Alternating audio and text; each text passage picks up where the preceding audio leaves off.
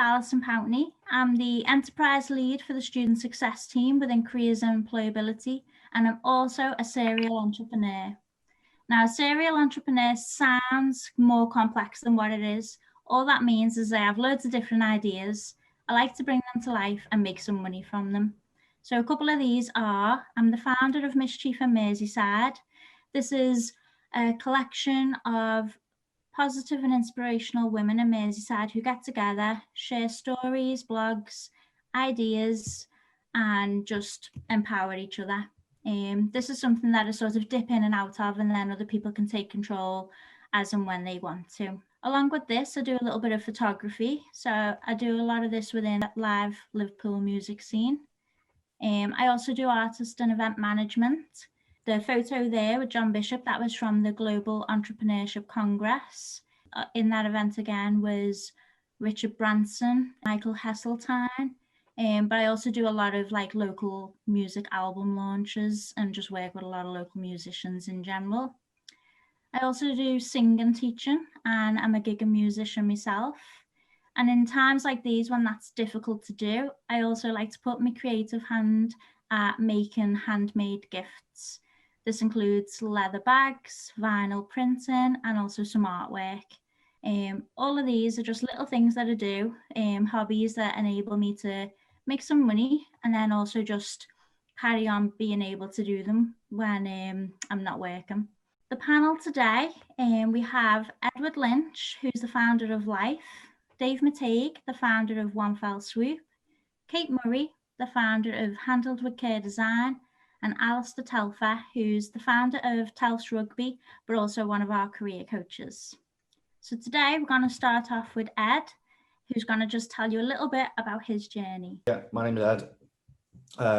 This is all about a side hustle. So, I'm in work now, my actual job, so I'm a doctor. I'm in my second year now.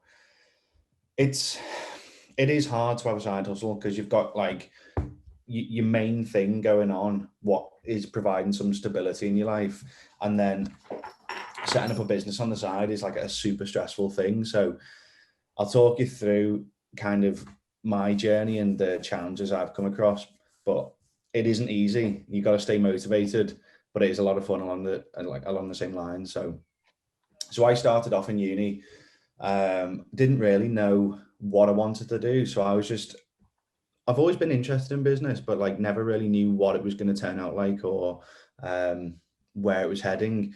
I just stayed on the lookout for like issues. So my journey started when, I had a few personal issues at uni, and then on top of all of that, one of my mates killed himself. So looking at that situation, I just thought, okay, what can I do to address the situation? So started breaking it down and going into the issues which were actually there. And one of the first things I noticed was when we looked at the mental health demographic and people's overall well-being, I saw that there was massive geographical discrepancies as to what services you could access, depending where you were in the country. So like my mate, he was down in Bristol, and obviously unfortunately killed himself. But had he been in Liverpool, we're actually quite lucky here. Our services are much better than they are in Bristol. So I'm not sure he would have necessarily killed himself had he been here. So that was like one of the first things I noticed, the geographical discrepancies across the country. So I started thinking, okay, what can I do to try and help out, basically? And this is how it started. So I contacted my secondary school, and I just said, look, people going to university are in a high risk demographic. They've moved away from support networks, moved away from friends, family, starting a new course, new environment, especially with COVID, everything's compounded. And it's a really high risk area of people's lives. So, I just said to the secondary school, what can I do for your current sixth form students who are looking at university life to try and safeguard them in some way? So that's how I started. Just going in, talking around. Obviously, I was at med school then, almost a doctor, and I just said, using what I understand so far, how can I help out? So I started off doing one assembly, absolutely bricking myself because I don't do public speaking, but they loved it, went down really well, and then they asked me to come back next week to do another one. So at that point, it just started snowballing and just kind of, it went a bit mad really. So then I was doing sessions for the teachers, sessions for the parents, and like I was teaching my old teachers, which was so bizarre. But yeah, they all loved it, and it kind of just progressed and snowballed. So then I really went down a rabbit hole of corporate well-being and how I could potentially optimize well-being of employees for businesses. And then that was kind of like my first business proposition. You know, I looked at loads of medical research databases and pulled together my own research to say to the corporates, you know, there's loads of cowboys out there who do mindfulness sessions, yoga sessions, and you know, they've with all due respect, lovely people, but they've got like a BTEC in design, and it's like, why are you doing this? Because you know, we need to make sure that what we're saying is proper and it safeguards people appropriately, you know. So yeah, went down the corporate well-being route and started charging corporates to do little well-being sessions for their employees. So we did like lunchtime bites, did like half-day sessions, sometimes even like a full-day workshop, and just did this whilst at uni and managed to turn over a little bit of cash through that. And then it was like, well, how do we scale this? Because it became so labor intensive, and actually fitting it into the schedule was kind of, well, it was impossible really. So being 2020, it was like, well, surely it's through a piece of tech. So started looking at ways as to how we could incorporate the current ethos and values into a piece of tech. And that's kind of where Life has come from. So it's all around how we can optimize people's well-being and people's healthy lifestyle. Basically what the research suggests is we can't look after somebody's mental health unless we look after their complete health. So if we go back to the 1980s, just before turn of the century, a guy called George Engel in 1978 produced something called the biopsychosocial model for health. And everything that we understand about medicine today is underpinned by this ethos, essentially. But if I said to you, you know, you need to go and look after your biopsychosocial health, you'd be like, what's he on about? So we take that research and we break it down into 8 easy to understand areas, which is why if you have a look at our logo, it's an octagon. So there's 8 key areas that you engage with in your life. For example, fitness, diet and nutrition, building strong relationships. There's 3 of them. So yeah, that's what we do. We incentivize users to do these 8 key areas through the tech, and then we can kind of look at how imbalanced their life is. So to optimize your mental health, you have to look after your complete health. In order to look after your complete health, you have to focus on these 8 key areas. So that is where Life's come from. That's what underpins what we do. In terms of like business, it is going to be really, really difficult. Like, what you got to remember is if you're going to come up with a business idea, it's more than likely not done before, or it's not being done to the level to which you want to get to. Therefore, they're all new problems. So my first piece of advice would be to take all advice with a pinch of salt because nobody's done what you're trying to do and they won't have seen what you're trying to do before. So it's like, okay, I can't say the analogy, which I would say because it's quite rude, but you know what I mean? Everyone's got something by their bottom. They also have opinions. So take them all with a pinch of salt. The next thing I would say is like, really, really focus on your network.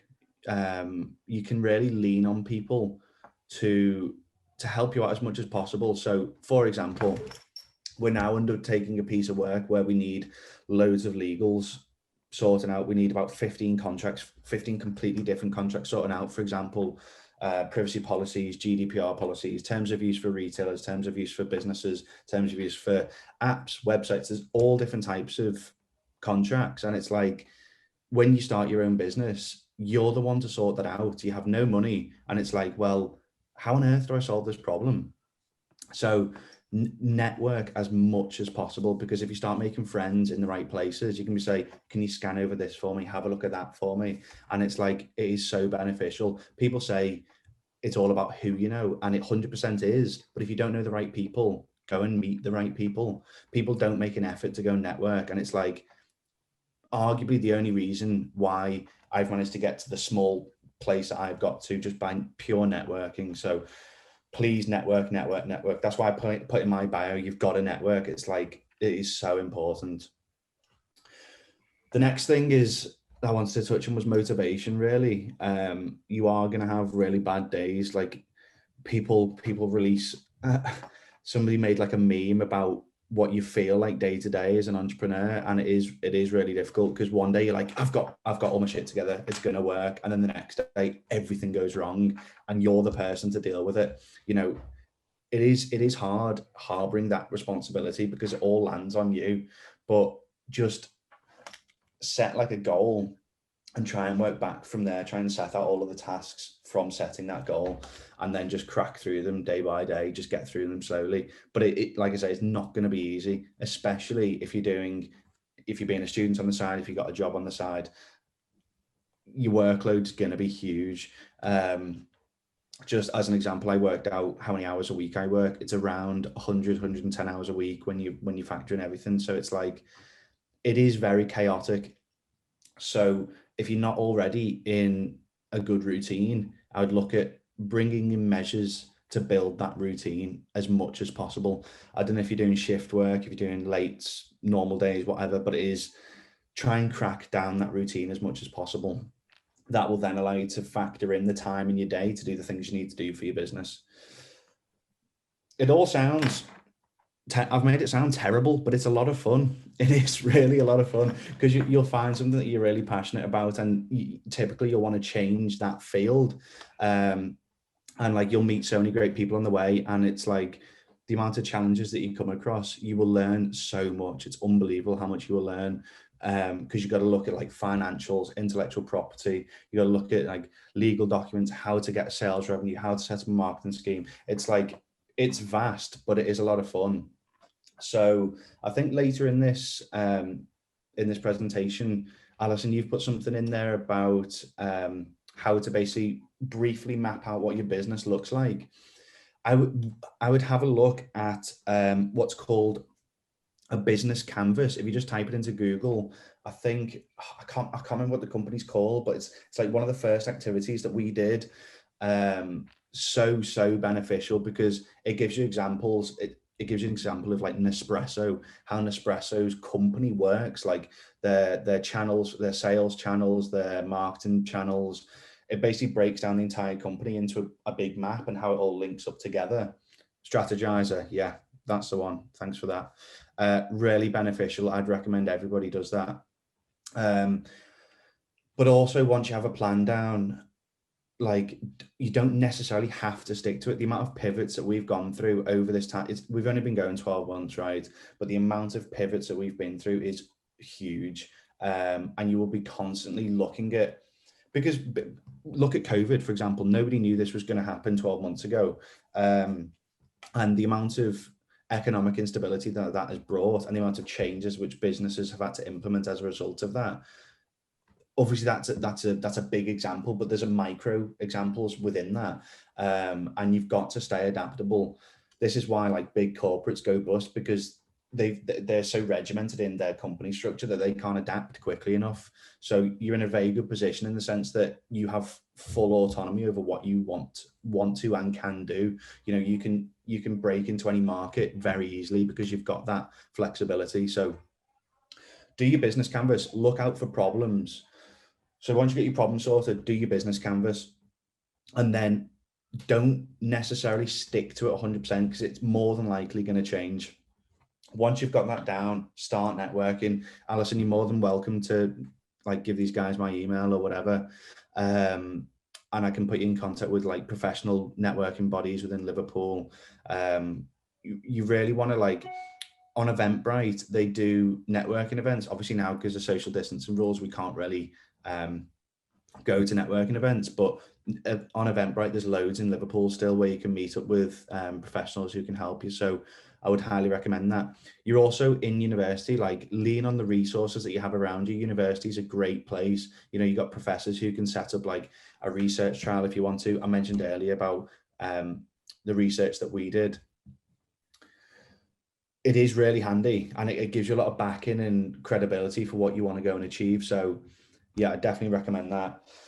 The next thing that we did was, so we went through the Emerge program I keep saying after the assemblies, after going to schools, I looked at trying to like scale the team a little bit, bringing a few more people on board.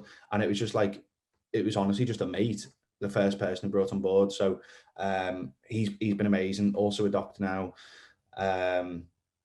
But yeah, you want to actually, recruiting people is arguably, well, to be fair, I found it the most difficult thing, because you're super motivated to go and do what you're going to go and do. But when you actually employ somebody, they're not as motivated as you, and trying to manage that, I've found super difficult. So I'm just like, why is that taking you 4 hours? Like, it is really difficult, and you have all of these like micro stresses going on, and then on top of your day job as well, you've got to really try and manage your stress as much as possible. So yeah, we grew the team, we went through the Emerge program through uni, and then from there it was kind of like, well, what do we do now? And again, lean on your network. So I literally just sent out emails to everybody. I went on to, there's a few organizations I can link you up with. If you want to write these down, have a look at Liverpool Bid, have a look at the Combined Authority. So we've got Liverpool Bid, Combined Authority, look at Professional Liverpool. Also look at, if you type in LCR Activate, these are all like good networking people to know. Who else is there? Oh, there's one more I'm missing out. I can't remember. If we if you send out an email, I'll try and link you up with these people afterwards. But they're really handy people to know. So out of uni, I was like, literally, what do we do? But I went onto all these websites and just added every single person on LinkedIn, got all of their emails, and just blanketed an email out to all of them saying like, this is where we're up to, this is what we're doing, can you help us, basically. And then we got onto something called LCR Activate, which was a 50% co-funded European program, which we needed upfront cash to do it, but we had some, and then they would provide 50%. So basically we got half price on everything that we needed to do, which was class. And with that, we got an incubator, we got an accelerator, we got loads of business advice. It was the best thing that's ever happened to us. And that's on the back of literally just sending out these emails, you know. Be as proactive as you can. You're only going to get as far as you put the energy in. It's not just going to happen. So yeah, once we did LCR Activate, we kind of built the tech that we wanted to build. And then we applied for grants. We've been applying for like public grants. There's something called the Future Innovation Fund in Liverpool. It's basically about how your business is going to adapt through COVID. So we put in the grant that we're going to safeguard the population, optimize well-being, and also the way our business works is we can help stabilize the economic stability of retailers too. So we won a 100k grant through the Future Innovation Fund, which is obviously great, and it's given us pipeline for about 6 months. But now we're in the stage where, you know, we've got a lot of money going out, paying national insurance and pensions and salaries for people. Like, I'm 25. I didn't think this would be happening. Like, I'm paying pensions. What's going on? But like, it can all happen really, really quickly. And it's like, okay, by March, we're pretty much going to have no money left. So it's like, well, we've got to land more deals, or we've got to look at what else we can do. So when you have like financial ramifications as well, it can get really stressful. But for example, now I've submitted 2 further applications for upcoming grants. So one of them is called Innovate UK, something else you can go and have a look at. It's all about like how innovative products or services come through and how you can try and change the economy in Britain. So yeah, that's something that we're going through now, and also looking at trying to really scale with universities and businesses in Liverpool. So it is stressful, but it's great. And lean on your network and always stay looking out for opportunities. If you're not looking at the opportunities or looking at what problems are coming up, you are going to struggle. But you're probably on this call because you're entrepreneurial and you're on the lookout. So I'm sure you'll do great. I'll shut up now. I don't know if I've put you off or energized you. I don't know, but it is a lot of fun and you will enjoy it. Thanks, Alison. That's brilliant. Thanks, Ed. No worries. So yeah, if anybody's got any questions, just sort of write them down, and then we'll or put them in the chat box, and we'll get to it at the end once we've heard everybody else. Okay, next up, we've got Dave Mateigue. So whenever you're ready. Hi everyone, you okay? I probably won't speak as long as Ed because I think he's covered a lot of the stuff that I was going to talk about actually, which is encouraging that we're on the same page. But yeah, very briefly about myself. I know this event is like, what's your side hustle? But I'm one of those people who, since I've been at universities, never really had a proper job in inverted commas, if you want to call it a proper job. But even within that, I've still had things that are a kind of side hustle that have then become part of that job. So very briefly, a little bit of background. I'd consider myself to be sort of music promoter and publicist because that's the kind of broad brushstroke over everything that I do. I currently work with a number of organisations. I'll tell you a little bit more about them in a minute. But my background since I finished full-time education was really an attempt to avoid getting a proper job, in inverted commas. I wanted to stay in Liverpool. I'm kind of quite motivated if it's something that I enjoy. I'm not very motivated if it's commuting to an office to go to a job that I hate. So that was my sort of motivation. And, you know, the cliches are true for a reason. You know, when they say, if you do something you love, you never do a day's work in your life. I'm kind of not quite on that because it does still feel like work. But I don't know if you've ever heard there's like a phrase where people say, it's like, what's the difference between a job or a career? And I think it's like, if it's a job, it's like, oh God, is it only 4 o'clock? And if it's a career, it's like, oh God, is it 4 o'clock already? Because you've been so busy doing what you're doing and you've been so like in the zone. So I think that just a little bit of background, I suppose, in that sense, that kind of linking what I was saying about being motivated. So I think the key thing, whatever you do, you're going to have to be passionate about it. You know, if you're passionate about making money, you can probably be motivated to do anything, with the upshot being making money. Personally, what my passions are, I like to work with people that I like to work around music, I like to work around the arts, and I like to do things that are sort of good for the local community, and I'd like to do things that are good for the city. So, you know, money's not my primary motivator, but if you do something and you're passionate about it, generally the money comes as you move along that path. So briefly, when I was a student, I used to work for a few clubs. I used to work for a few club nights and stuff, doing promo for them. I've worked with loads of venues over the years, bands. I used to run a magazine that was just before the last recession, actually. So that ended as part of that. Yeah, and I've basically, as well as the businesses that I run, I've always been involved in lots of sort of startup businesses, grassroots projects. I've helped set up a number of businesses or a number of initiatives over the years. But I suppose the key sort of area is I work in the arts, music and sort of cultural sector, and it's mainly sort of marketing and events and promotions, festivals, that sort of stuff. So what I do now, I guess that you'd probably class me as a serial entrepreneur as well. I don't really think of myself like that, but I guess I am one. I do lots of different things.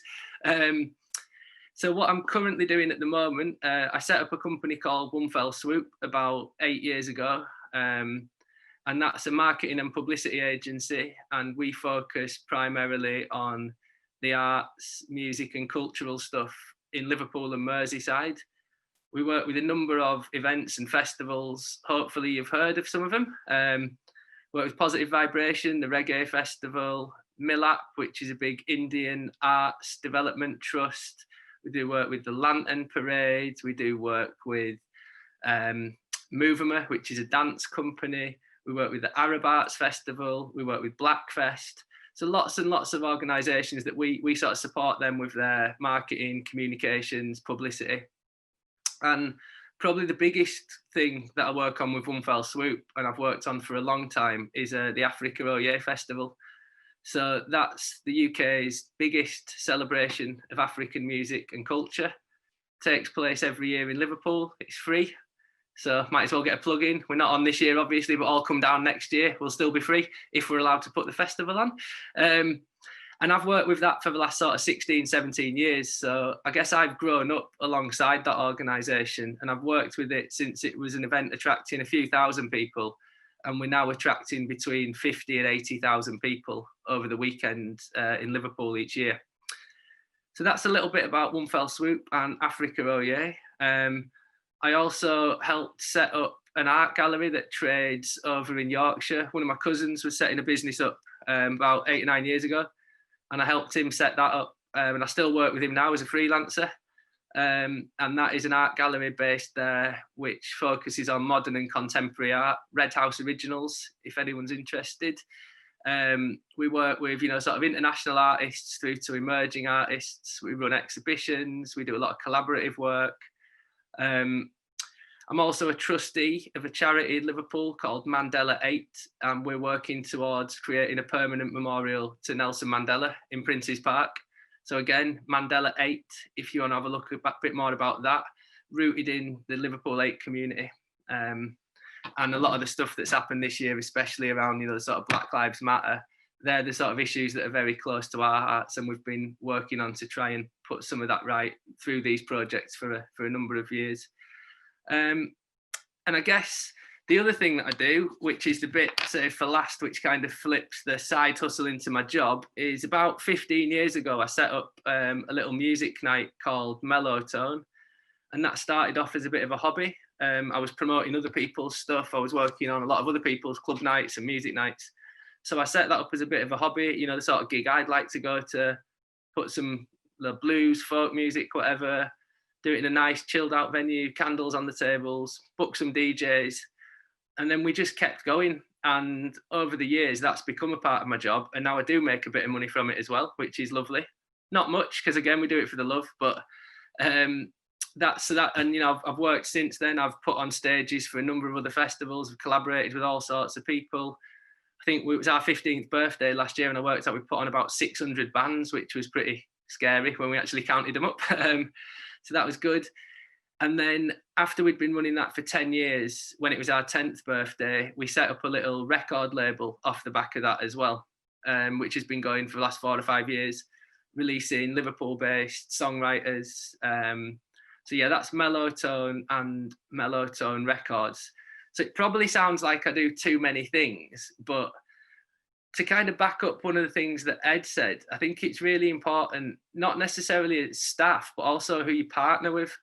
So some of those events I work at, some of those things I run myself, but I've got staff working with me. Some of those things I've got a business partner on.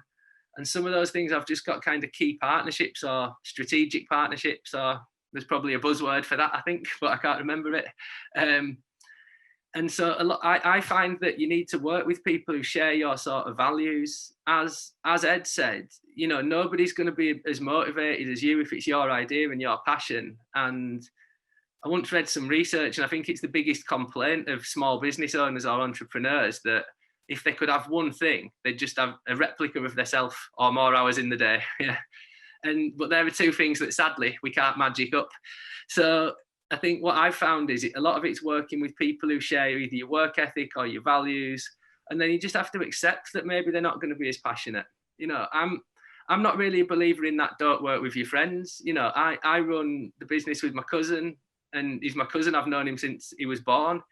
One of the businesses I run in Liverpool, I run with one of my best friends. But I think that, there can be dragons setting up a business. So it's really clear to look at how those relationships work, putting boundaries there. I won't name names or which business, but I've got one business partner that we can argue till we're blue in the face and then go, right, that's that, and then go for a pint, because we know we can kind of compartmentalize that. And it's not us personally, that's the business that we're arguing about, not our, so it's easier said than done. But the other thing I'd probably pick up on that Ed said is definitely look at that business model canvas. I think and some of the stuff in this, the booklet, the program for today, it kind of covers a lot of those topics as well. And I think that business model canvas is a really easy way of communicating your ideas to yourself, getting everything down on one sheet of paper. But then it also makes it a lot easier when you're trying to communicate your ideas to other people as well, because it gets all that sort of key information down on one sheet. So I don't know if you've ever seen Dragon's Den or anything like that, but pretty much every pitch you see on that, it's the content that would be on the business model canvas. What's your idea? Who are your customers? How are you going to reach them? What's your business model in terms of costs? What are your revenue streams? And that canvas just lets you get all that down on one bit of paper.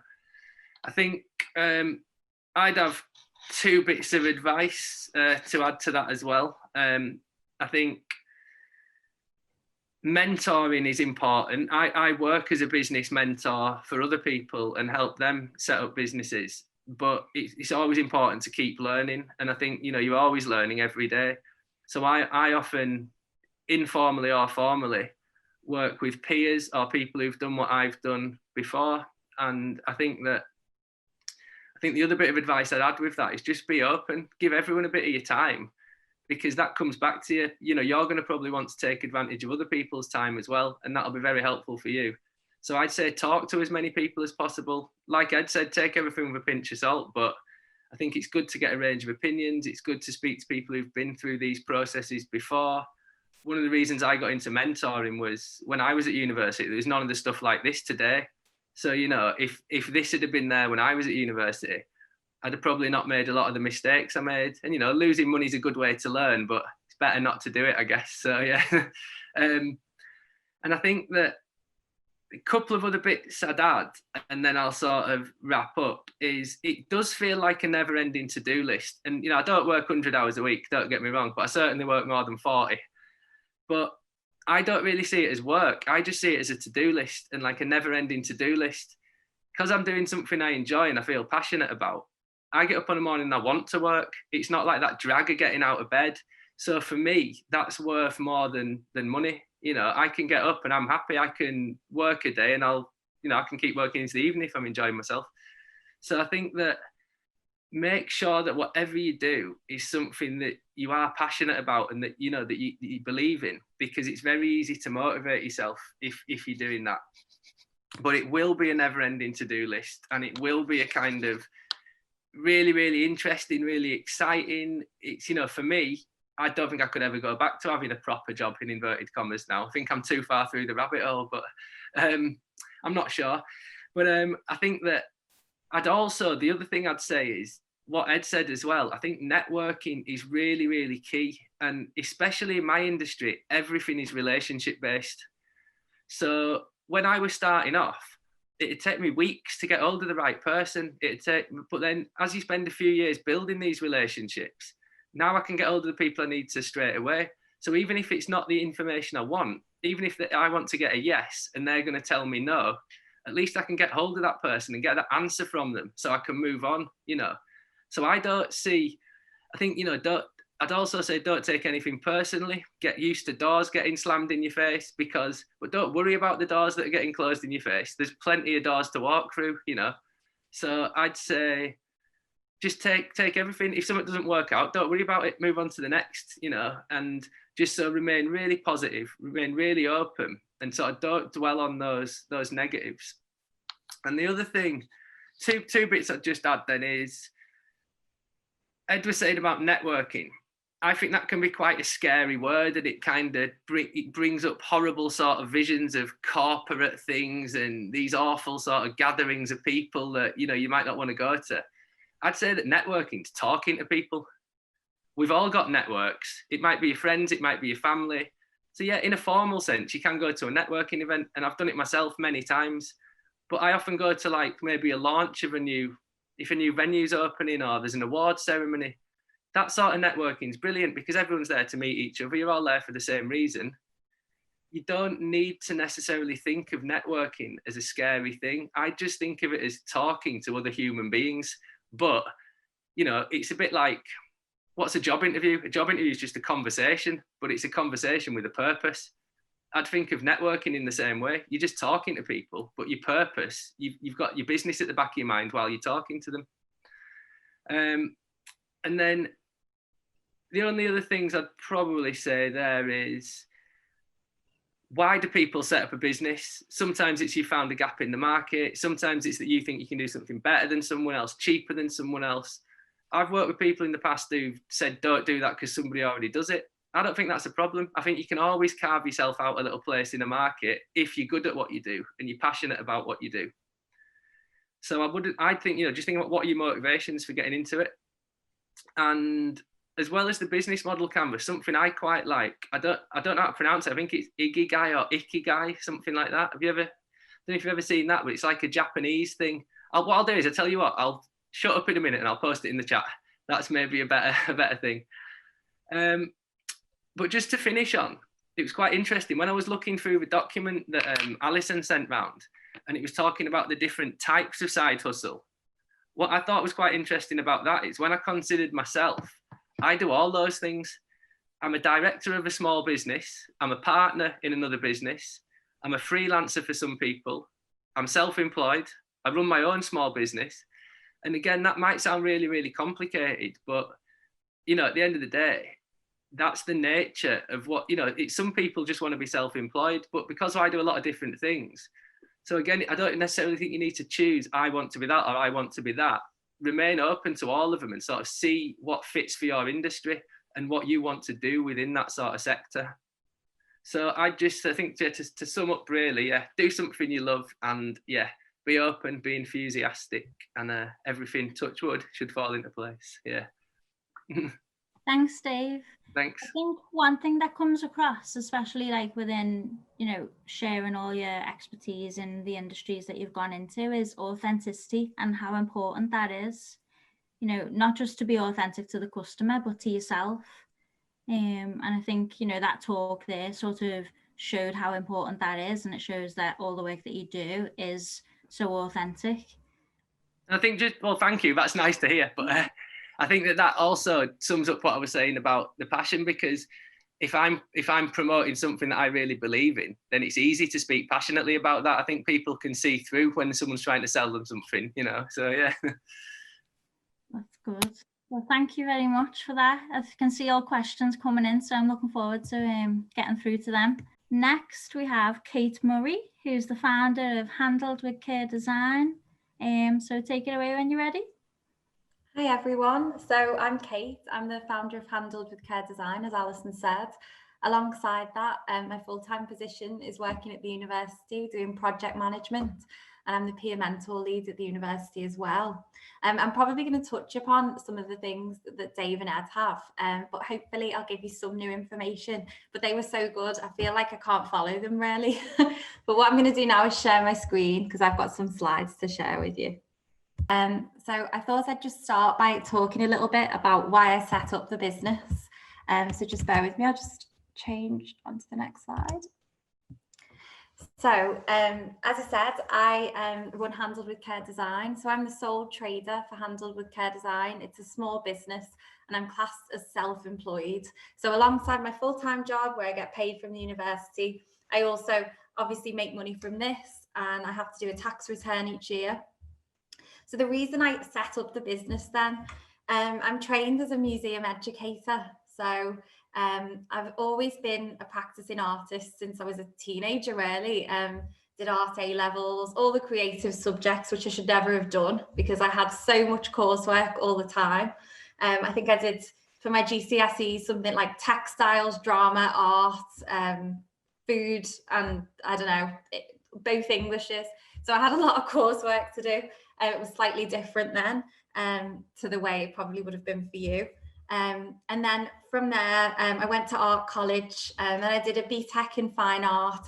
And it was sad, really. It really put me off practicing art because it was very much, it needs to be done in a certain way and it shouldn't look like that. So I started to become quite interested in kind of the theory of art and why should it be like that.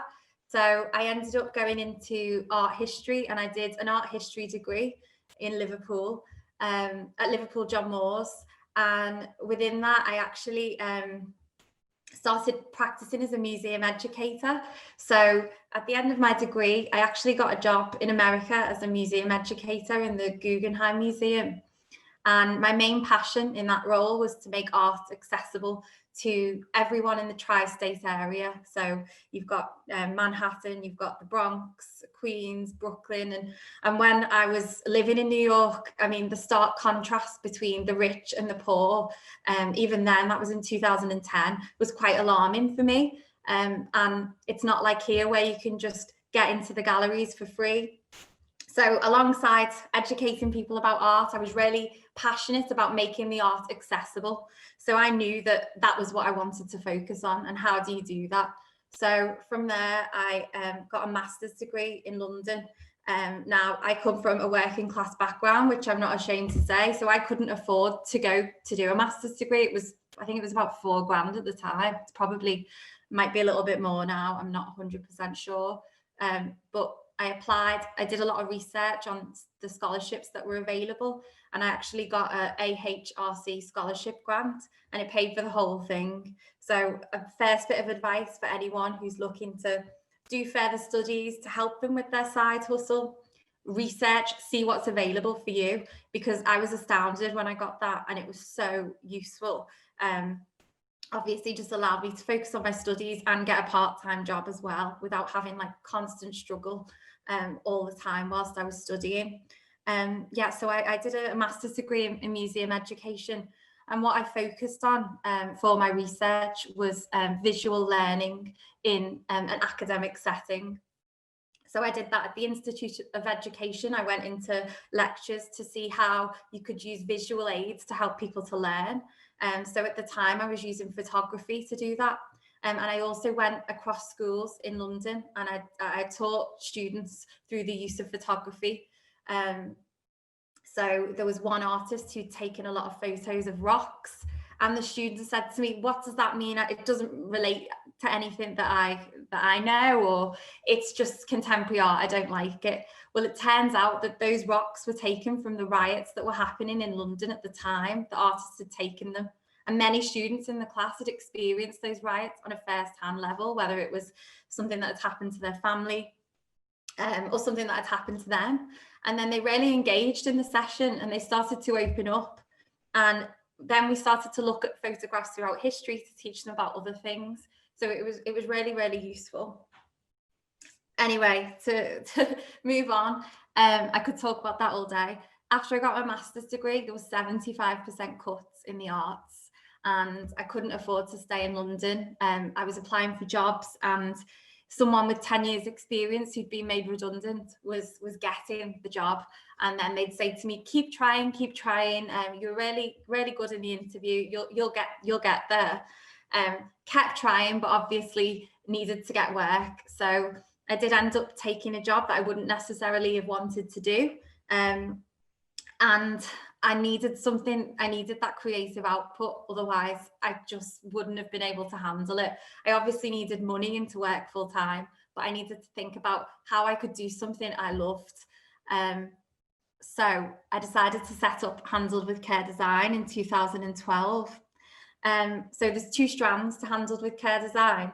I paint, I illustrate, to incorporate what I love first and foremost, which is creating artwork, always have.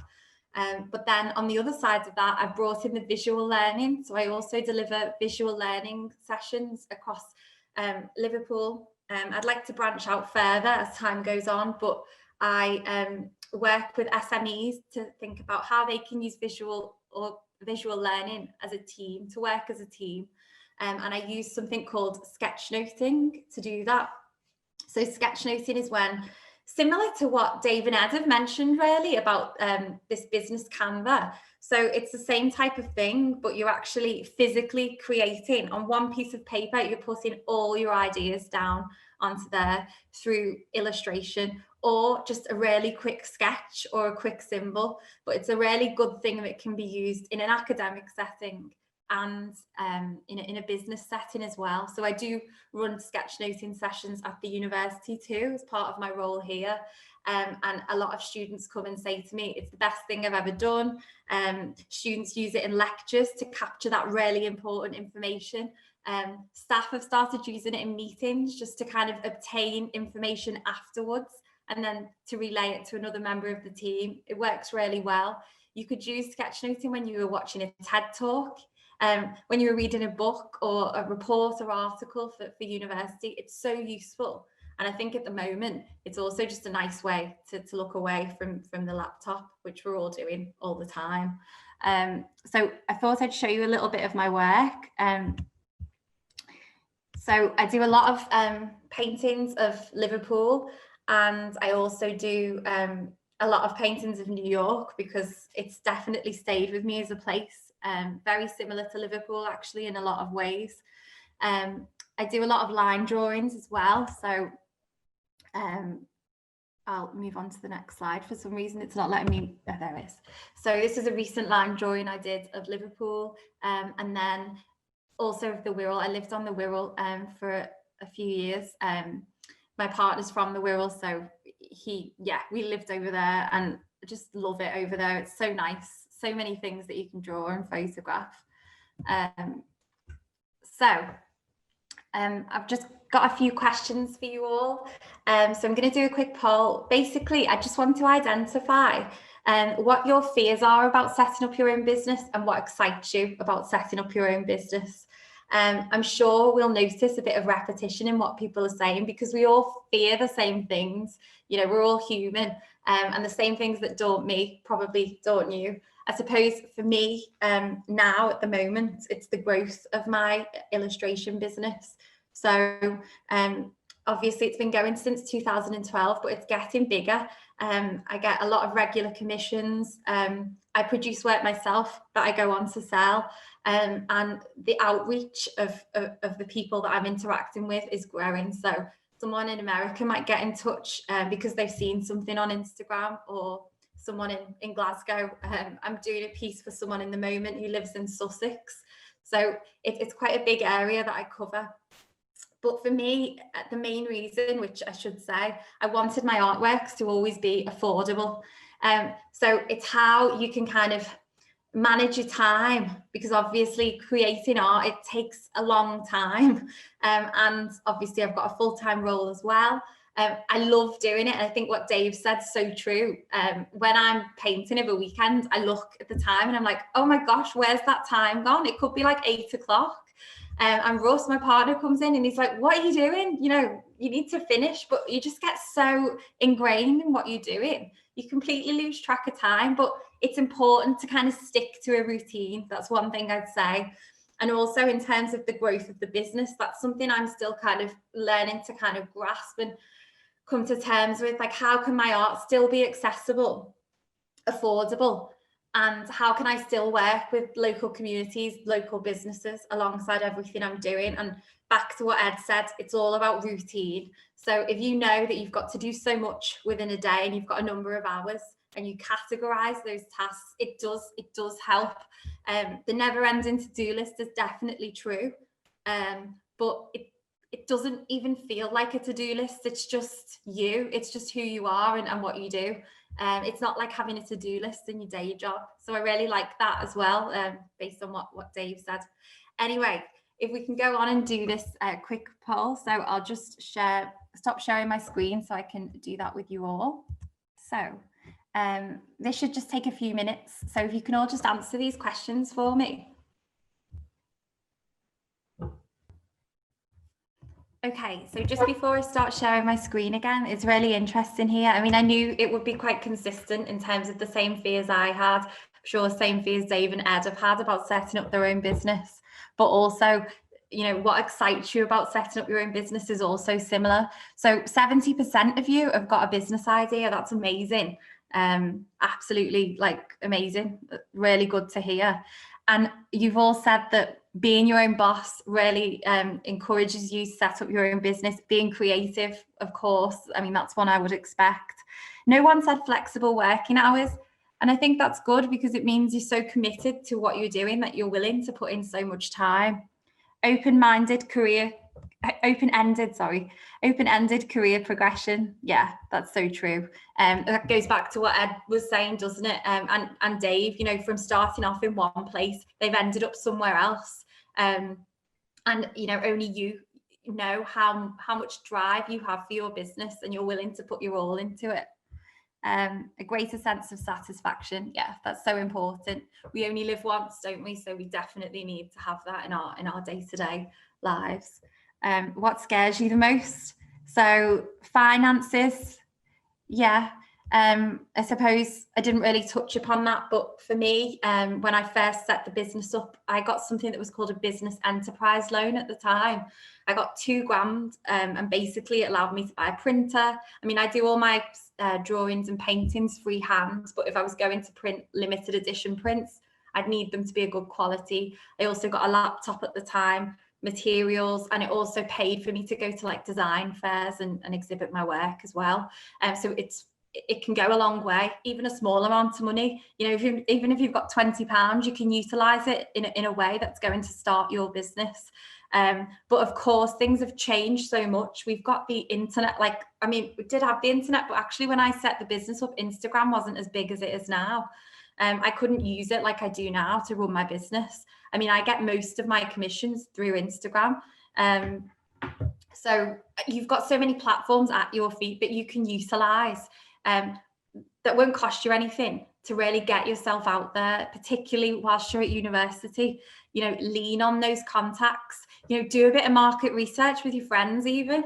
I mean, actually, you probably haven't got many other things to do at the moment. So why not start using this time, those quiet times, to focus on the things you really want to do. And then funding, yeah, again, it goes back to doing all the research you can. It's there. You've got, just look for it. And obviously, you know, you're at university now, so you can seek advice in the right places too. And that's really important.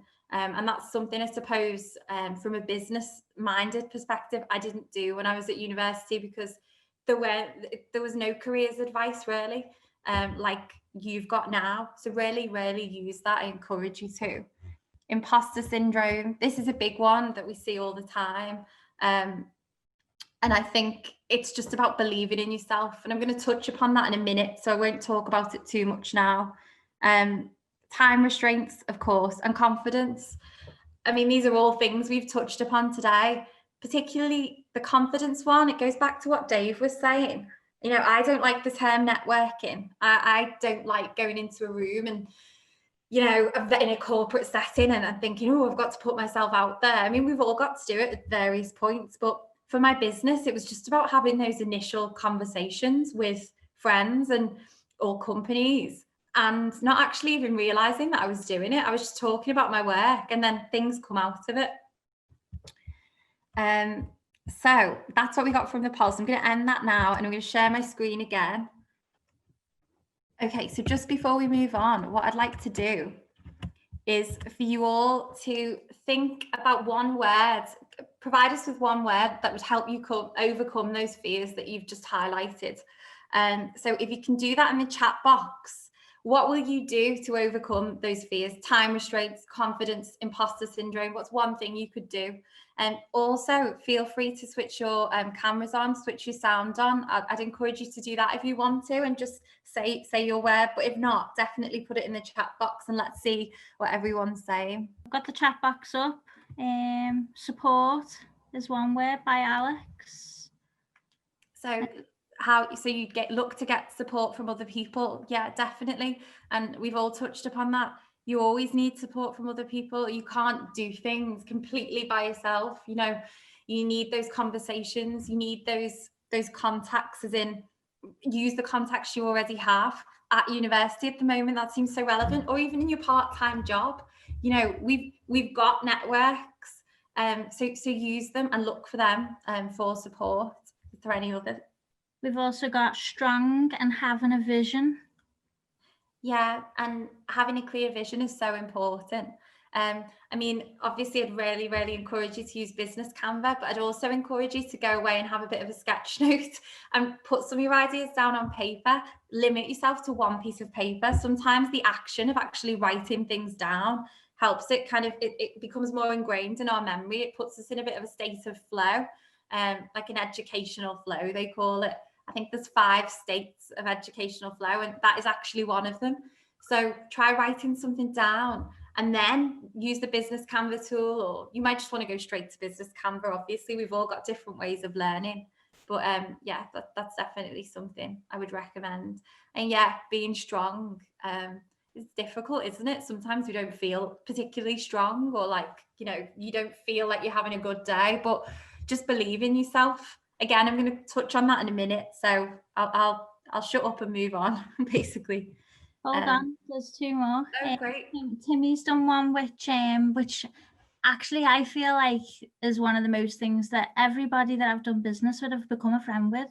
So we said friendships, and I do believe that some of my best friendships are things that I've done through business, and I've just grown on them, and that's not been hard work, but it's been very natural. Yeah, actually, that's something that I've not touched upon, but I've had people ask me to do a commission via the internet because they like my work. Didn't know them from Adam. And then now I speak to them all the time. So yeah, it's true. And you're building a network that way without even realizing that you're doing it. As Alison said, I've made friendships from running this business. So yeah, that's really important. And I'd say that 100%. I'd say I'm a really social person anyway, but I think some of my old mates I maybe see, you know, birthdays, christenings, whatever, do you know what I mean? But the people that are sort of colleagues or friends or people I've met through work started off as maybe clients and have become really close friends. Yeah. Yeah, which is something actually, Alison, I've not really thought about until you just say it. Yeah, but Dave, that's true. Same for me. And So the yeah, thing that's interesting. is, like, because you're doing what you love and that's your passion, you're sharing that same sort of view and friendship anyway. So the people that you're working with are easy to get on with because you're all sharing the same vision. Yeah, I'm that's just so wondering true. if Phoebe wants to ask her question herself, because I noticed she turned the camera on. Oh, okay, yeah, go ahead, Phoebe. I can't see you, unfortunately, but I can see. I'll be able to hear you.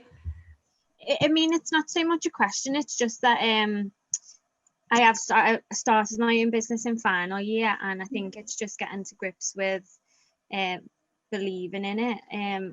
And as you say, networking is a big thing. Like, Yeah. at the beginning, it's heavily relying on like your friends and family to start promoting you, and then it's like I'm getting to the stage now where I don't want to rely on them to help me through it. Do you know what I mean? Like, it's getting to a point where I want it to go bigger. Yeah. Natural progression. Yeah. But it's still in my the back of my head. I'm like, it's not going to work anyway. Like, I overthink very, very much, and just get to the stage where I put everything off just because it's like I don't want to set myself up for failure with it.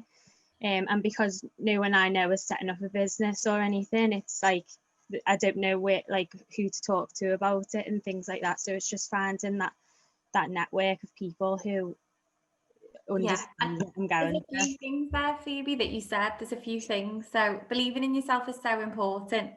Why can't you do it? You know, you're doing it. You're already doing it. And, you know, it's only natural that you would move away from just looking for support around like your close family, contacts, friends, that you're going to come to another point where the business is going to change. And how are you to know what you're supposed to do? Because you've never done it before. So that overthinking, I would say I overthink everything.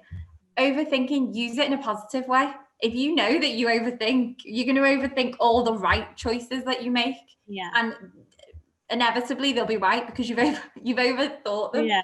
So you've spent more time and you've been conscientious. The fact that you're here now and you're talking about this and articulating it and able to recognize where you feel your weaknesses are, we'll use them as strengths, because the fact that you recognize them is a positive thing. Yeah.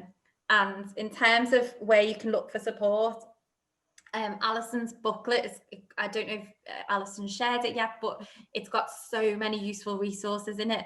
And as the other speakers said, I'm more than happy for my email to be provided to you all. And, you know, we can share information as and when you need it as well.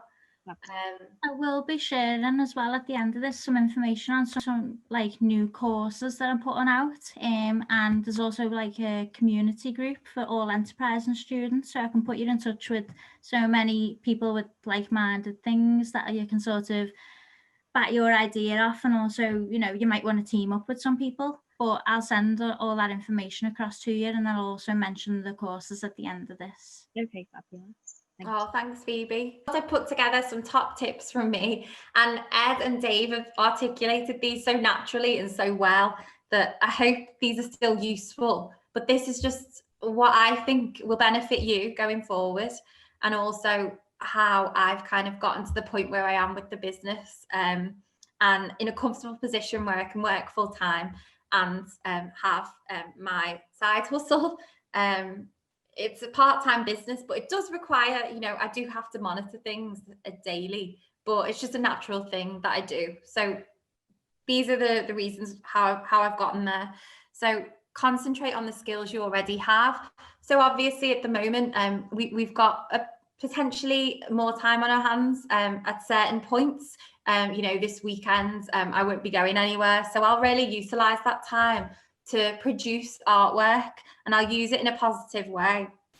And I think when I couldn't get that dream role of a museum educator, I felt disheartened, I really did, but I was resilient, and I did end up getting a job in education. So I ended up working at John Moores, now I'm at the University of Liverpool, and I can incorporate the skills that I've got into these roles. But I've now also got the business as well, because alongside doing the jobs that I really despised, I mean, I've had some awful jobs.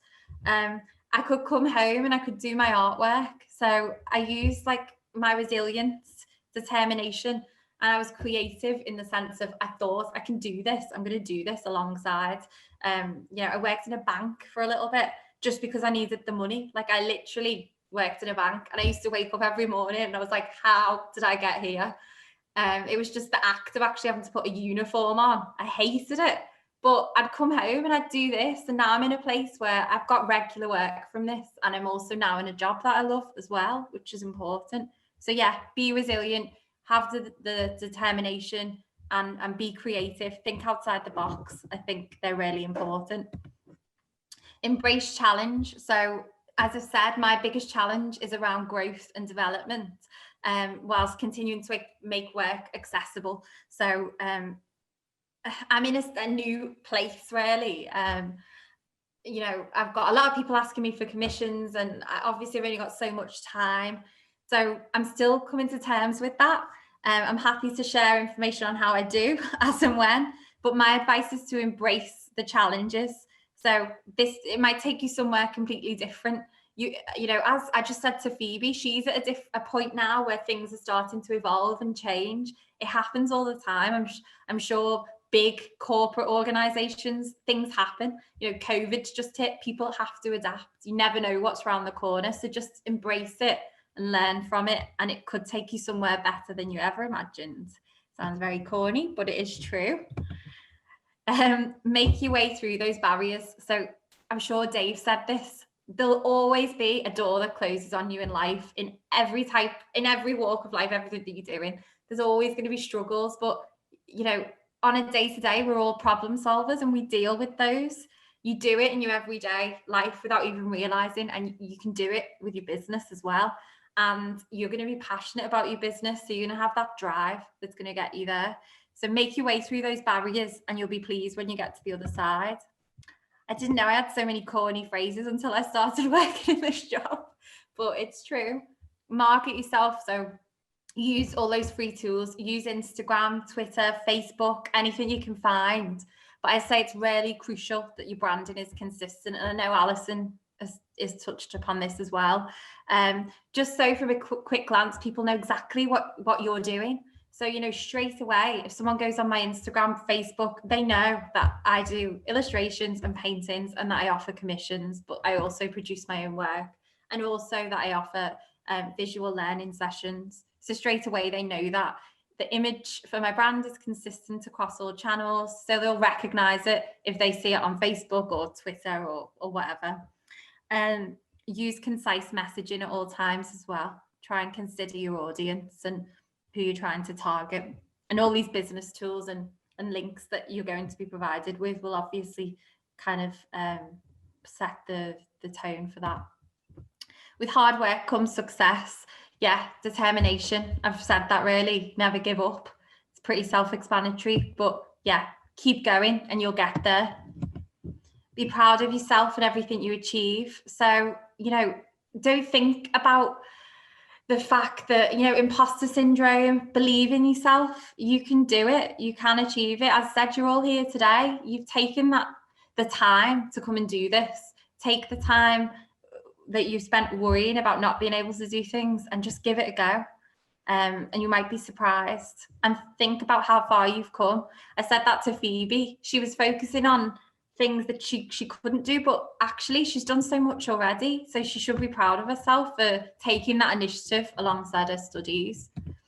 and be confident. Shout about your own successes, and this is something that is very difficult to do, but it's important, and it's difficult to find a balance. You don't want to be overconfident, but share your thoughts. Don't be afraid to share the work that you're doing and reach out to people. I think I mean by that, be confident in yourself and your idea, and it'll take you far. Just keep going, you'll get there. So yeah, I mean, I've said this as well, but keep going and your business will grow and it'll be better than it was. You'll look back and think, oh my gosh, how did I do all that in this amount of time? I've come really far. So I think that's it from me. I did a really quick sketch there just to say thanks. That's supposed to be me, but I don't think I did a very good job. Drawing people isn't my forte. But yeah, there we go. I hope I've helped, and good luck. You'll all do really well. And thanks to Ed and Dave as well. It was interesting and insightful for me, and Alison, just to hear their experiences. So thanks. I hope you found it useful. Thanks, Kate. Oh, no worries. I think that's another thing is for the students to realise is don't be afraid of failing. I think that we've all done something at some point that has failed, and that's fine. Yeah, agreed, Alison. Okay, so next up, we've got our student who's also a career coach, Alistair Telfer. Thank you for that. I won't keep these too long because I've got a bit less of a kind of foundation, but I'm kind of at the very start of my kind of enterprise / kind of side hustle journey, but it's kind of interesting because I'm kind of from the student perspective. So the same as you guys, like if I can do these type of things in my own free time, then obviously you can all as well. So a little bit about me is that obviously I'm a final year and student here at the University of Liverpool, and I'm actually study business management, and part of my course was that I've got a year in industry, and my year in industry I did it at Careers and Employability. So I was a student success intern, which I fairly enjoyed, and did that for a year. And during this year, a big part of my role, especially my manager Rachel, she encouraged me to kind of look beyond this year and kind of think about things I want to do beyond my year in industry. So I kind of went away and started looking at things that I'm passionate about, and I had a bit more free time because I wasn't doing studies that I could have developed something. So I set up my own rugby blog. That's Telfs Rugby, and the links are there to the website. And I basically started just writing some rugby articles. I'm kind of just a bit of a nerd at sport and rugby, and I just love watching it. And I've always wanted to kind of get involved in the kind of sports journalism, maybe the media industry, but I always felt like, oh, it's impossible. You'll never be the dream role as a massive rugby journalist or a sports commentator. It's not possible. But I just thought, you know what, I'll give it a go and I'll just start writing some things. And at the start of kind of doing my own rugby blog, I was probably providing too much content. I was probably just writing things for the sake of writing and posting far too much on the page that probably wasn't of good enough quality, because I thought maybe quantity over quality. So I kind of took a step back and then started messaging some sports journalists and rugby journalists in the industry. I just basically just sent them DMs on Twitter, or I emailed them or sent them a LinkedIn message, just being like, here's something I wrote. Can you give me some advice, please?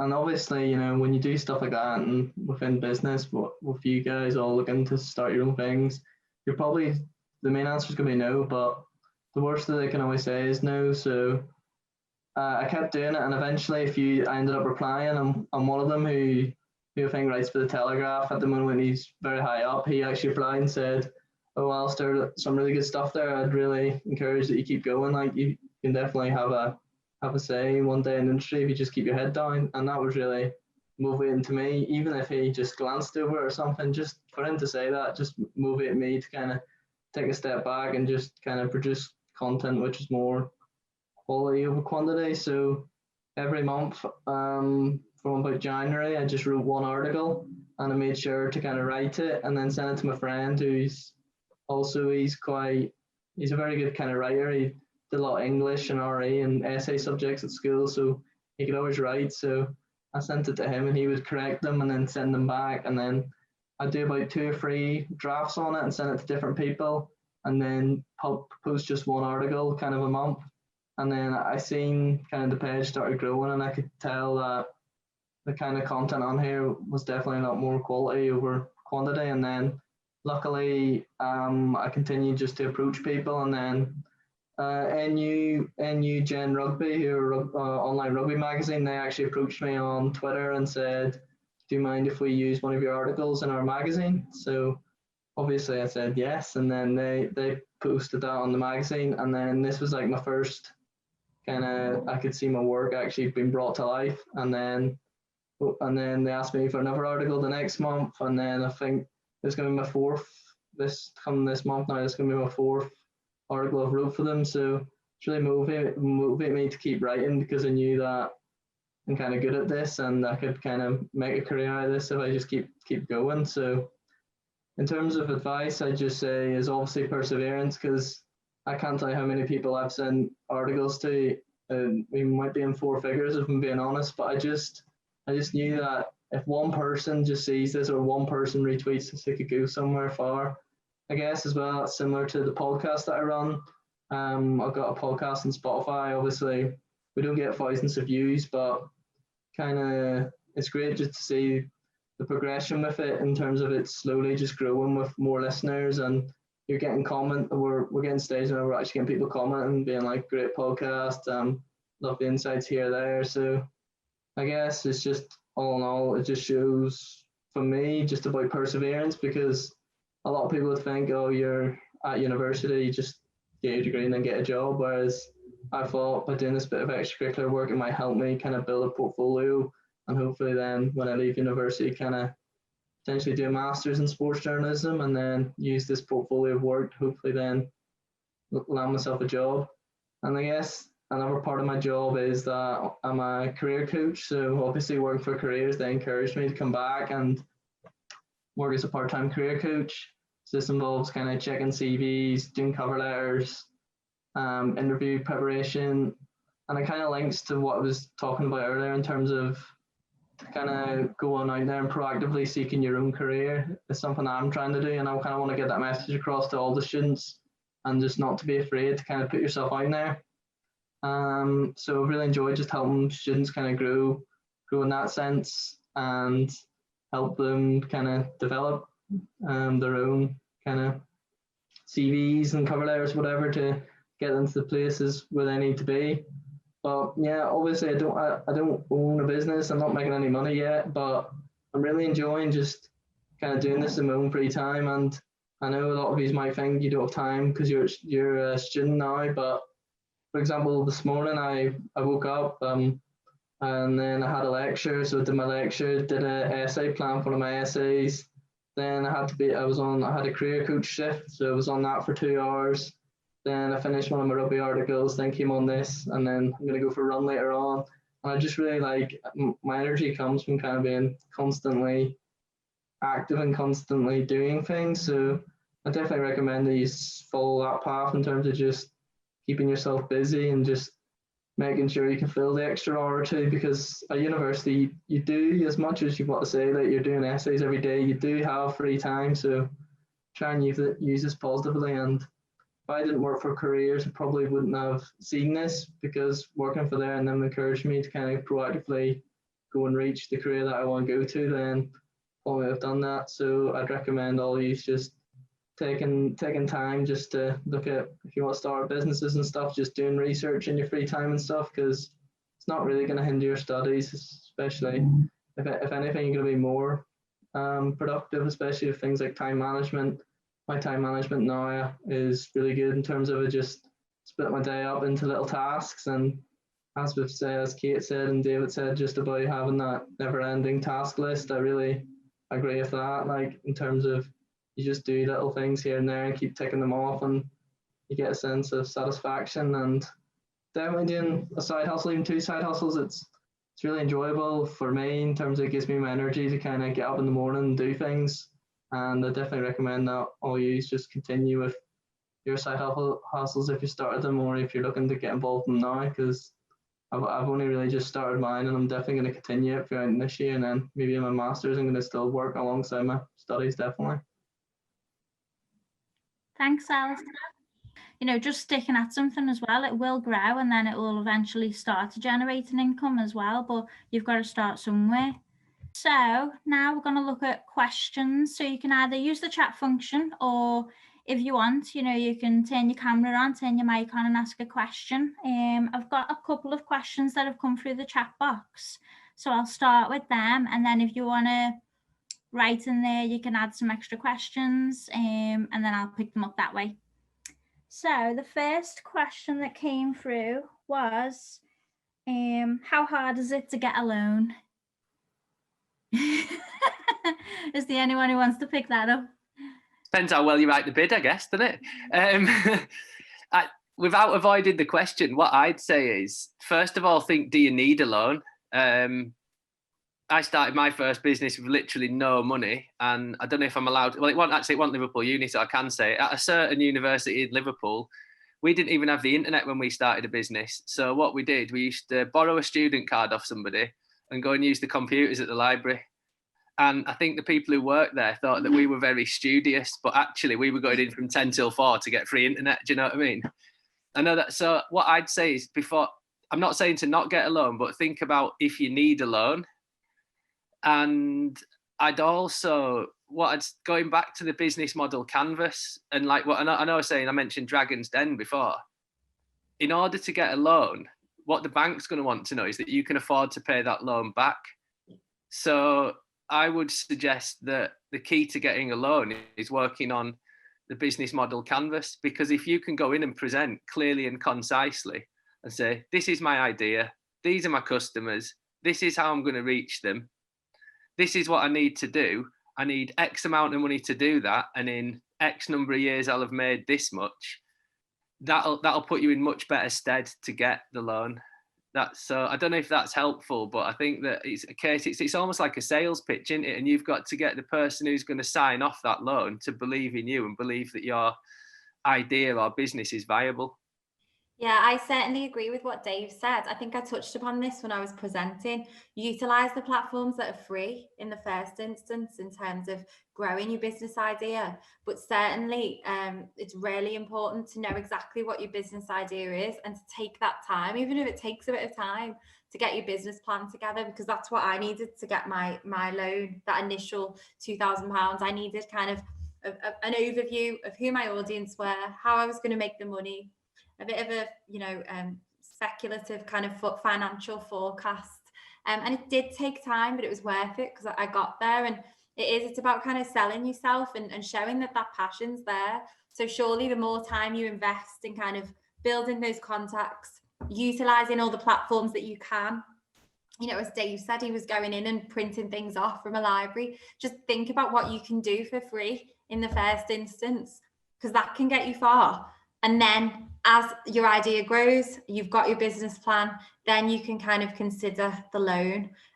But yeah, it's really important, because the first thing that they will want to see is that you will be able to pay it back, however small, through the income that you're going to get from the business. So yeah, I hope that helps and it doesn't sound daunting. I think taking time, researching things and finding out what you can get initially, and then, step by steps, baby steps. Yeah, that's what I'd say. Just to add to that, I'd agree with all that. I'd also say if you are at the really early startup phases, there's often funding available for startup businesses, whether that's actual cash or whether it's mentoring support, and often those things only exist when you're at the very early stages of a business. I mean, this is going back a few years, but we'd once been trading for 3 months. And it was only 500 quid, but we weren't eligible because we were already trading. So, there are look into what's out there. I mean, the women's organisation's got loads of really good resources, and lots of funding opportunities.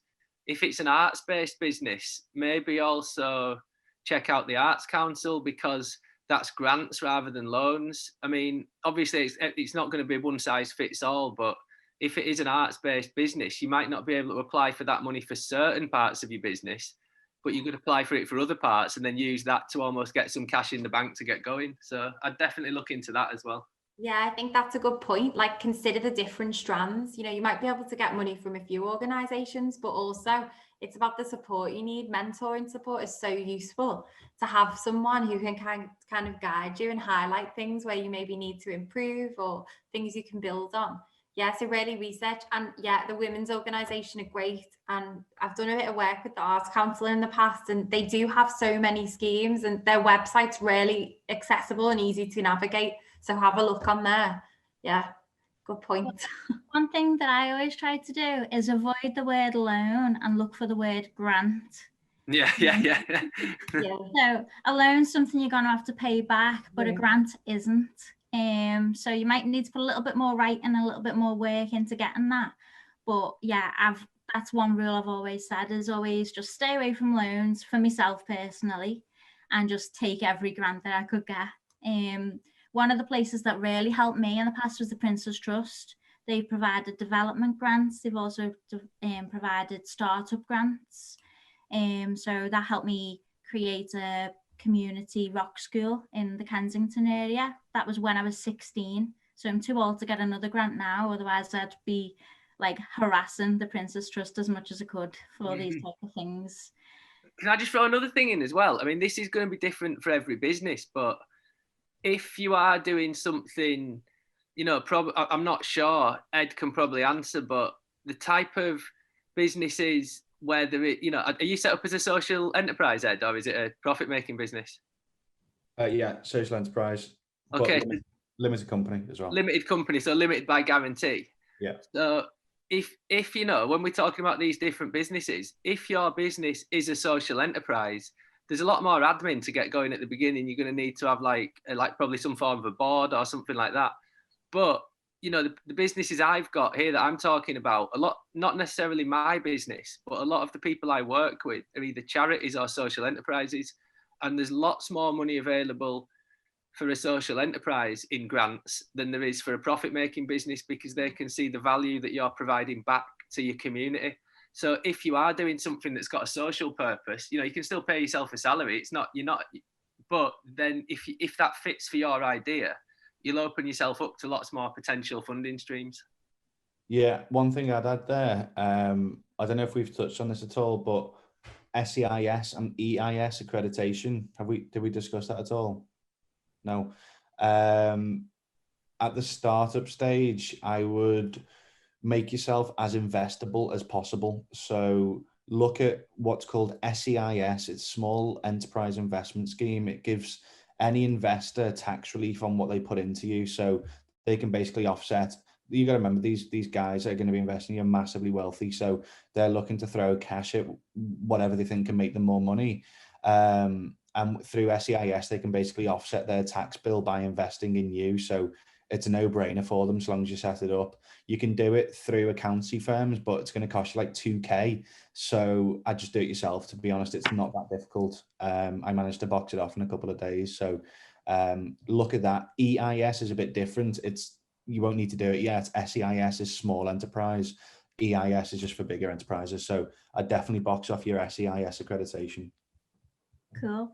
Another question, I think I'll start with you for this one, Ed, is how do you inspire people to think like you? What a question. Loads of coffee.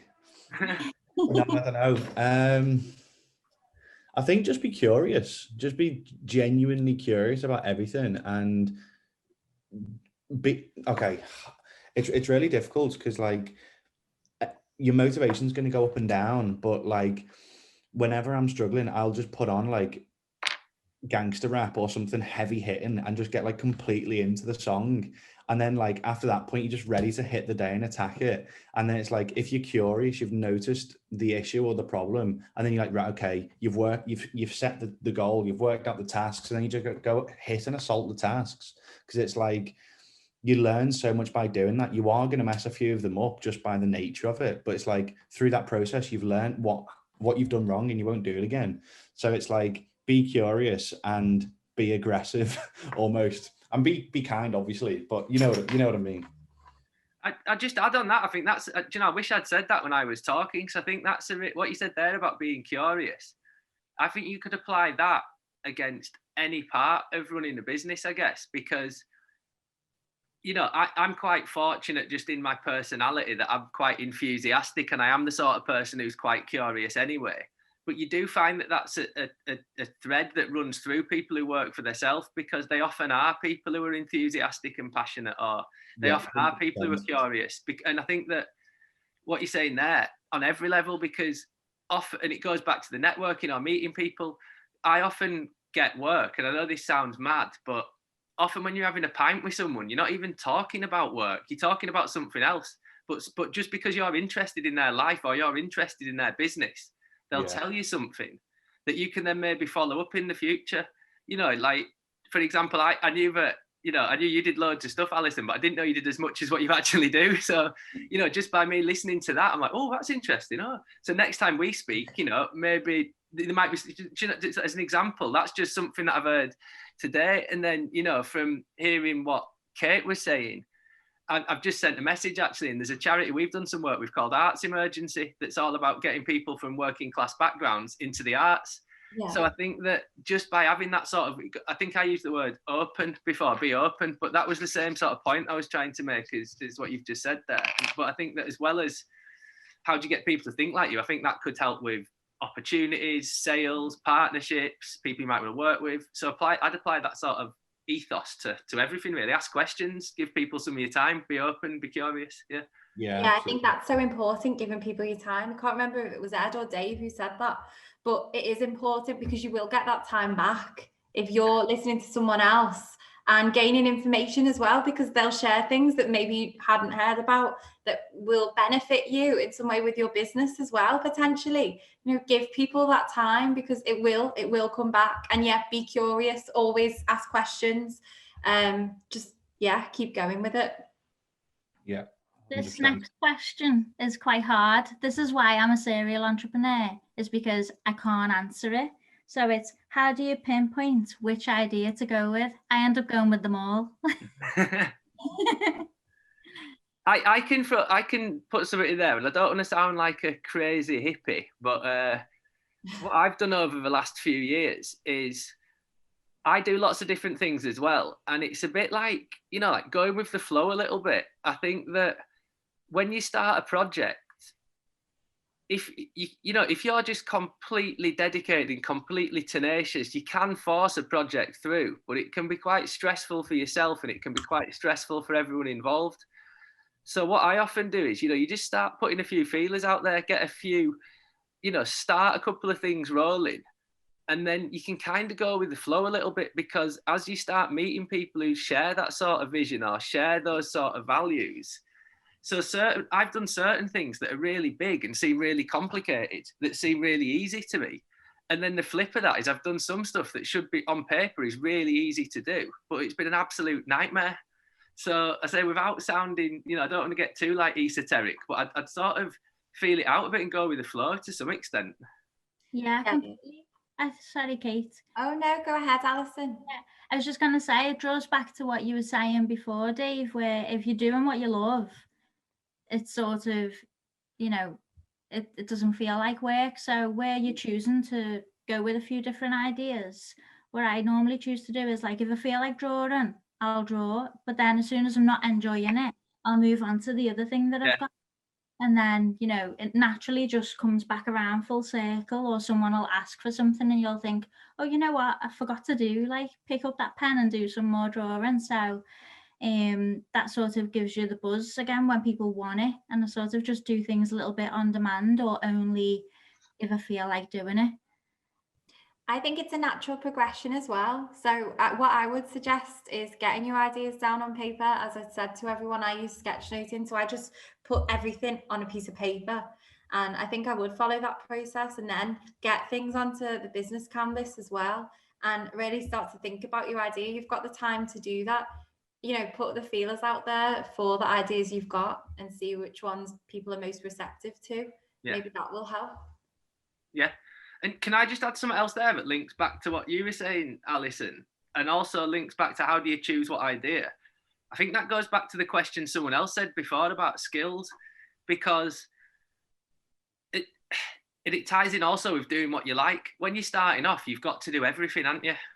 So what I've done over the course of the last sort of 15, however many years I've been doing it, is there's always certain stuff I've got to do that I don't like doing. I find doing the accounts quite boring, but they've got to be done.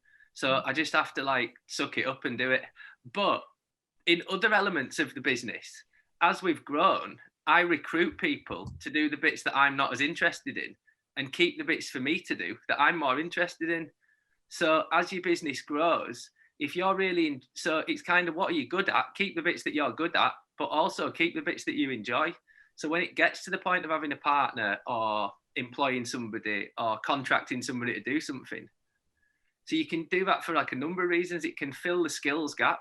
So being aware of your sort of your abilities and limitations, you might be employing somebody to fill a gap in skills that you've got. I mean, in theory, I could build a website, but it'd take me about 3 weeks and I'd be so stressed. I'd rather just pay someone to do that, you know. So I think it kind of ties all those things together really, and then it fits back into what I think everybody said at some point, which is like about time management and project management. One of the most difficult things is you've got about 10 plates or 20 plates to keep spinning all the time. So if you're running a business, your focus is going to have to be on looking at the business and working on the business and keeping those plates spinning. So if you are looking to bring in people for the skills gap, you know, I think all those things kind of fall into the same question, I guess, that it's, if you're sort of doing what you enjoy doing and keeping the bits that you like, it'll help with the skills question. It'll also help with choosing what you want to do. Yeah, I just build on one slight thing there, David, as well. It's like at the start, if you have no cash, sometimes you will have to do some of the work yourself. I know when we started, we were basically just doing absolutely everything. You know, we couldn't pay lawyers to get contracts. We couldn't pay accountants to do whatever. We had, like, I was on night shifts and I built the website. It's all been updated now, but like sometimes if you don't have cash, you are going to have to do it. So, but it's fun. Like, enjoy the process. Don't let it stress you out. Just enjoy it. It's all part of the learning curve and journey. I was going to say something else, but I forgot. I'll go with a quick question for both Ed and Alistair. So where do you meet the right people, just from both ends of the spectrum? So from Ed, who's got this app and everything else going on, to Alistair, who's doing his podcast and website blog. Do you want to go first, Alistair, or do you want me to go? Yeah, I'll go first. I feel a lot of it comes down to research.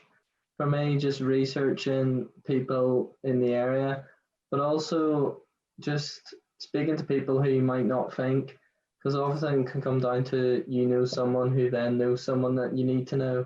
So even if you think the first person might not, like, for example, I was at a careers event with someone from Manchester Met Uni, and then he was telling me about one of his best mates, a sports journalist, and then I said, oh, would you mind giving me his details and I'll send him an email? And then I got in contact through that way. So don't always just think about going, as we said, about going to networking events and thinking you need to find the person in there. It can often be the person of the person, if that makes sense. But yeah, as well as just researching the obvious people and then just send them messages on LinkedIn, Twitter, anything really, and then just trying to reach out to them that way is the way I kind of went for it. Yeah, good advice, Alistair. Was the question based on like somebody you're trying to link up with or somebody you're trying to get on the team? I'd link up with, I think. It's just how where do you just meet the right people? So it could be any, like, I'm just thinking it'd be more like about networking, I suppose, and building your network. Yeah, that's the thing. You just got to get out there and start networking. You got to start somewhere. And I think there's like a rule where you're about 6 people away from the person you need to speak to, and you don't know who you need to speak to get to that person, but you got to start somewhere. And I think even within this group, there's plenty of network already to start building from. So, you know, utilize all of us as a resource and go from there. Alison, let me know after this, and I can send the links to all of the networking communities I mentioned earlier. Yeah, I mean, look at look at the combined authorities and the councils as well. There's like 6 districts in Liverpool, so you can look at like the chambers of commerce and things like that as well. So yeah, just start somewhere and start floating some emails around. It's like you will only create the avenues that you start yourself. So yeah, just really push and go for it. Cool. I've within the side hustle booklet as well, there's loads of tips about where to network. You know, use training events. If you know someone's going to be attending a training event who's, you know, got a similar interest, that's a natural way of networking. You'll just get into conversations. You know, use the breakout rooms. If it's virtual at the moment, make sure you've got your camera on, your mic on, and just participate in as much as you can, really. And also say be cheeky, ask people, because you know most people, if you just ask them, have you got half an hour for a coffee, and you know, especially at the moment because everything's online, they're probably more likely to say yes than normal. So I'd just say if you can get hold of them, just ask. Yeah, I agree with that, David. Definitely be cheeky. Too. Yeah. Everybody likes a cheeky person at times. Yeah, it keeps things interesting, and also it's just looking for support. It's there, you know, people are always willing to help out. And also, as Alice has touched upon, you know, what's the worst they can say? No. Yeah. Don't be afraid to hear the word no, because you're going to hear loads of it at different points in life for all different things. So just learn to sort of grow from that and learn from it anyway. You know, it's not doing you any harm. It's not going to hurt you. So just one last question, because I'm a little bit worried about time. So this is just all of you. If you could give one piece of advice to a student who's about to start up their own side hustle, what would it be? Reflect and let things happen organically. Don't once you have action and goal set, act quickly and efficiently, but don't force anything that doesn't feel right. That was actually what I was going to say before. It was like, how do I know which business idea to go with? It's like, don't force it. If it doesn't feel right, don't force it. It's like, let your interests guide you, let your research guide you, and it will come. It's not a quick process. I thought when we started this, oh yeah, I'll have everything done in a couple of months. Not the case. This is like, it's a life adventure. It's nothing quick at all. I'm gonna have to go. So nice to meet you all. Thanks. See you later. Thanks, guys. For me, it's just to believe in yourself, which I've said a few times, but also, yeah, let things happen naturally, as Ed said. And also, I firmly believe that I'm coming out with all the corny phrases today. I don't know where it's come from. It must be being by myself in the flat. But what's meant for you won't pass you by. And it's so true. I mean, you know, it's not about what happens every day. You know, we're on a journey, and especially with a business, you're going to have days that don't feel as good. You're going to have days where you're like on a natural high because everything's going well. So yeah, believe in yourself, and yeah, it'll work out. That's my bit of advice. And actually, so this is more than one piece of advice, start to utilize the contacts you've got now at university. Use like the when I say facilities, I suppose it's difficult at the moment because we're at home, but you know, use the contacts, the academics, professors, you know, advisors, things like that, and ask them what they think, and fellow students as well. So on that note, thank you, and it's been great, and good luck to everyone. Okay. I don't know, it's hard to give one bit of advice. I'll probably do 2 in 1 if that's all right. So what my first bit would be is I'd just say just start doing it, because I know some people who they procrastinate and they make all these big plans and they never actually get doing it. So how I've kind of done stuff is you start doing something and you tweak it as you go. And I think that sort of feeds into what my other bit of advice is, which is you need to be able to adapt. What's that phrase? Change is the only constant. So I think if the only constant is change, you need to be able to adapt, and you need to be able to embrace change. So once you know what your business is doing, you've got a vision or a mission for that business, you can always operate under that vision, but you need to adapt. So what I would say is, I'm not saying not to plan, don't get me wrong, please do plan, and please do spend time thinking about it and reflecting, but don't let that hold you back. There's going to be a point where you just need to start doing something and putting feelers out there. And, you know, this is the side hustle event, that event I mentioned earlier on. that literally, I just started off a little night as just for something to do. And I didn't think when I did that in 15 years, I'd be working with loads of festivals and making money from that. It was just a little hobby. So I'd just say, crack on, but be aware and be ready to embrace change and to adapt. Yeah. Brilliant. Thank you. Alistair? It'd be similar to what was said there, just about doing something you're passionate about, you're more likely to put more energy into it. If you just do something for the sake of having a side hustle, which might look from a career's perspective better on a CV or might help you get further down the line with something else that you want to do, just do it if you're passionate about it, and then the success will come later down the line. And then just obviously be patient with it, because long-term success often can come when it might not come in the short term. My piece of advice would be to take every opportunity to take on any free training, any free courses, and just anything that's available to you. Grasp, learn everything that you can. And on that note, there's a free Watch Your Side Hustle booklet that I've put together for you. I have sent a link out to it as well in the Handshake platform, so you can get that, or you can visit the website. And then also there's an Emerge Social Enterprise Programme, which is going to start up in January. Applications are now open for that. And then also a Design Your Future, which is sort of similar to the old Emerge programme, which Alistair went on. Do you want to give a little bit of feedback on what the Emerge programme was like, Alistair?